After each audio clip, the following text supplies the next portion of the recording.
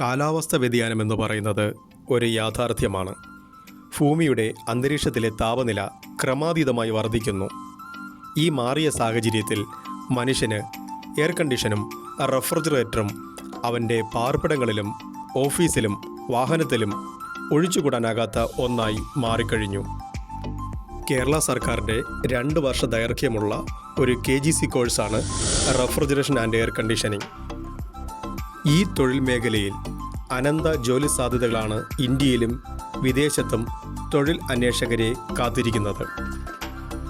RAC course തിരഞ്ഞെടുക്കുന്ന ഒരു വിദ്യാർത്ഥി പരിശീലനവുമായി ബന്ധപ്പെട്ട് ഏതൊക്കെ ഭാഗങ്ങൾ ശ്രദ്ധിക്കണമെന്ന് നമുക്കൊന്ന് നോക്കാം. ഏതൊരു തൊഴിലിൻ്റെയും ആദ്യ ഭാഗം സേഫ്റ്റിയാണല്ലോ. അപകടരഹിതമായി തൊഴിൽ ചെയ്യുന്നതിന് ഇത് വളരെ പ്രയോജനം ചെയ്യുന്നു.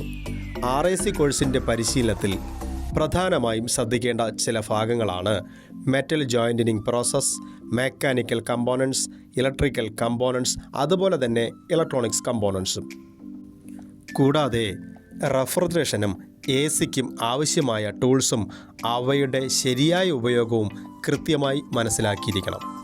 കംപ്രസർ, കണ്ടൻസർ, എക്സ്പാൻഷൻ ഡിവൈസസ്, വിവിധ തരം റെഫ്രിജറൻറ്റ് എന്നിവയുടെ തിയറിയിലും പ്രാക്ടിക്കലിലും പരിചയസമ്പന്നരായ അധ്യാപകരുടെ സഹായത്താൽ ഓരോ വിദ്യാർത്ഥിയും വിദഗ്ധ പരിശീലനം നേടുന്നു.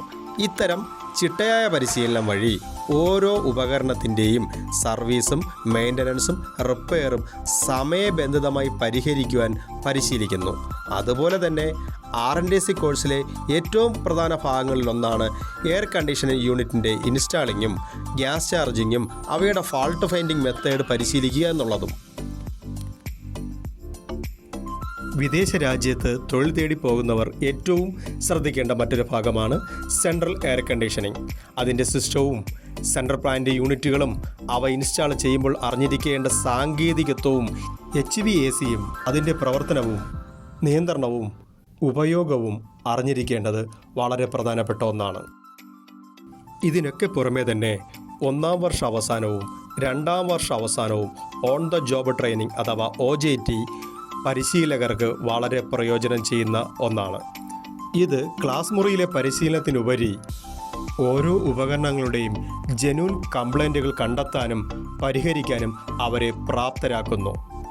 1-ാം വർഷ അവസാനവും 2-ാം വർഷ അവസാനവും state board of technical education നടത്തുന്ന എക്സാമിനേഷൻ ഉണ്ടായിരിക്കും.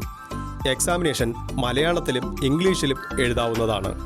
ഈ സൗകര്യം ഏതൊരു സാധാരണക്കാരനായ വിദ്യാർത്ഥിക്കും ആത്മവിശ്വാസവും കൂടാതെ സർക്കാർ അംഗീകൃത സർട്ടിഫിക്കറ്റ് നേടുന്നതിനുള്ള നല്ല അവസരവുമാണ്.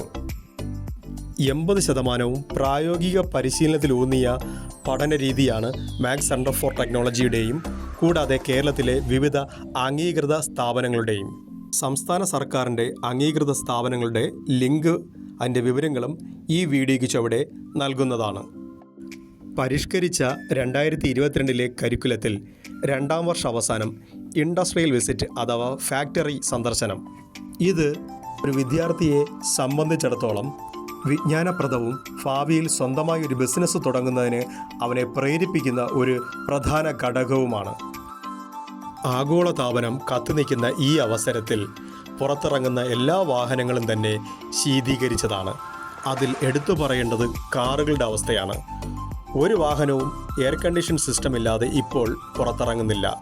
വാഹനങ്ങളുടെ ശീതീകരണ സംവിധാനങ്ങൾ തകരാറിലാവുന്നത് പരിഹരിക്കാനുള്ള വിദഗ്ധ പരിശീലനവും ഈ തൊഴിൽ പഠിക്കുന്ന വിദ്യാർത്ഥികൾ നേടിയെടുക്കുന്നു.